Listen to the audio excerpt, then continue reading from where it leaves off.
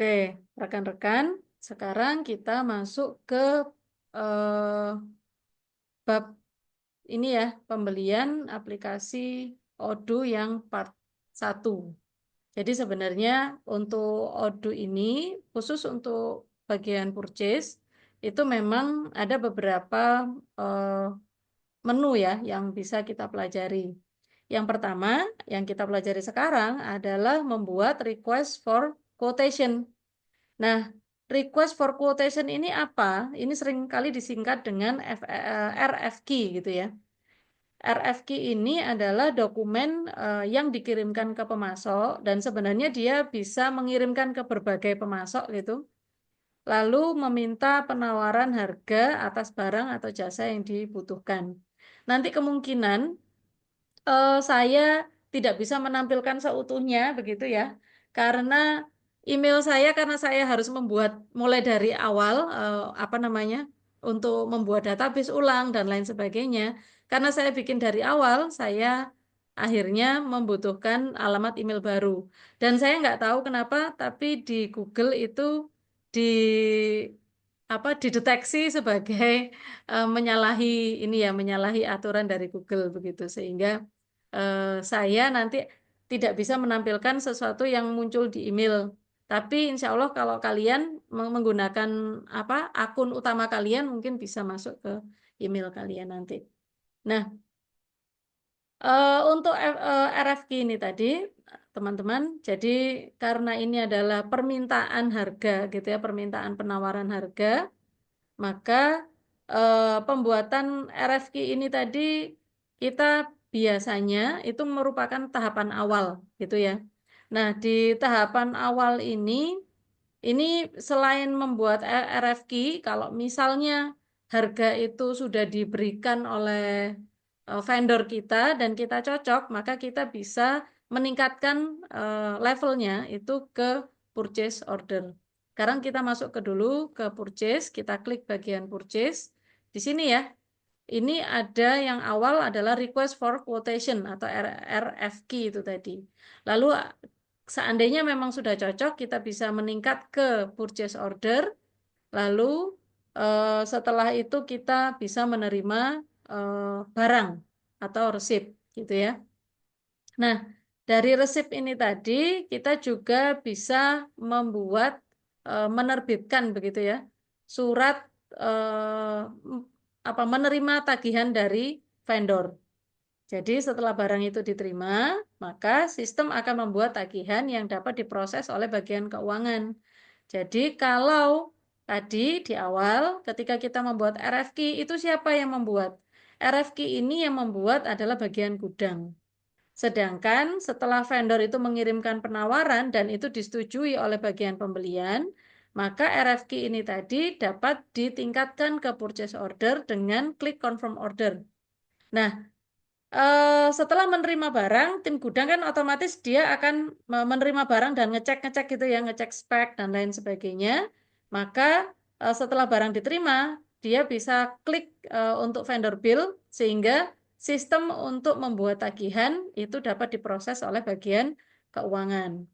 Nah, lalu sekarang kita masuk ke pembayaran vendor. Nanti kalau sudah selesai semua itu tadi, maka kita bisa masuk ke bagian vendor, pembayaran ke vendor. Nah, sebenarnya RFQ ini bisa dilompati, bisa dilewati dalam Odoo. Pengguna bisa langsung membuat purchase order tanpa melalui proses RFQ ini tadi, karena kadang-kadang memang perusahaan itu kalau nggak terlalu ribet gitu ya, yang ngapain dia pakai-pakai RFQ? Kalau selama ini dia selalu kontak, telepon, atau apapun itu ya, SMS atau WA, bisa langsung dikirim. Nah, pengguna ini biasanya bisa langsung pakai langsung ke purchase order tanpa harus RFQ dulu. Eh, Cuman memang akan ada beberapa dampak gitu ya. Jadi yang pertama ya kita nggak ada perbandingan harga karena sebenarnya RFQ ini bisa dikirimkan ke email semua vendor yang kita miliki. Nah, terus setelah itu otomatis kalau misalnya nggak ada perbandingan harga, ya perusahaan kan bisa jadi kehilangan kesempatan untuk mendapatkan harga yang paling murah gitu ya. Karena dia tidak sempat untuk membandingkan harga dari berbagai vendor.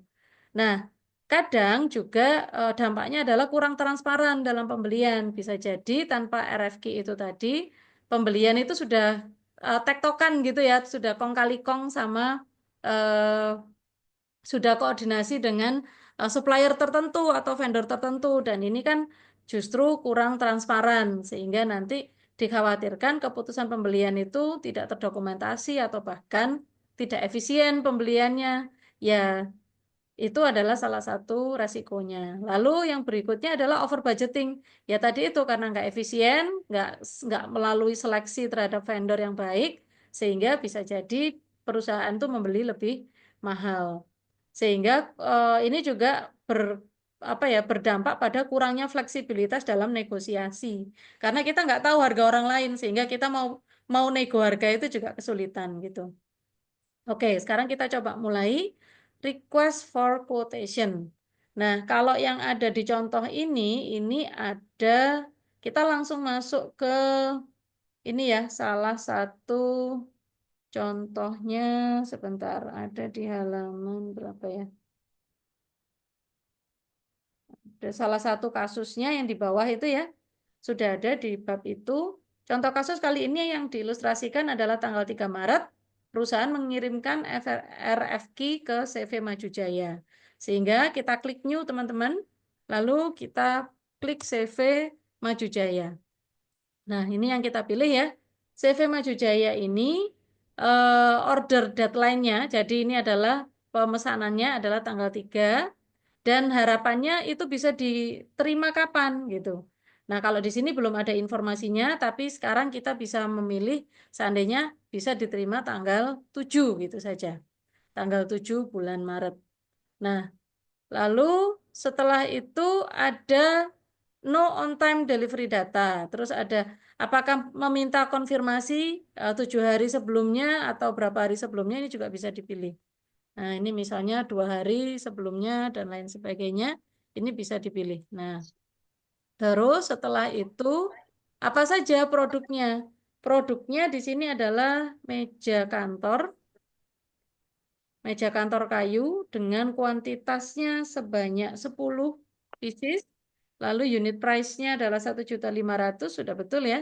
Lalu kita tambahkan lagi di add a product, itu kursi kantor. Kursi kantor ergonomis di sini kita klik kuantitasnya 15. Sehingga unit price-nya ini sebenarnya sudah otomatis ya kemarin karena sudah kita setting. Tapi kalau belum ngeling, kita bisa menambahkan sendiri. Sehingga totalnya adalah 29.137.500 rupiah.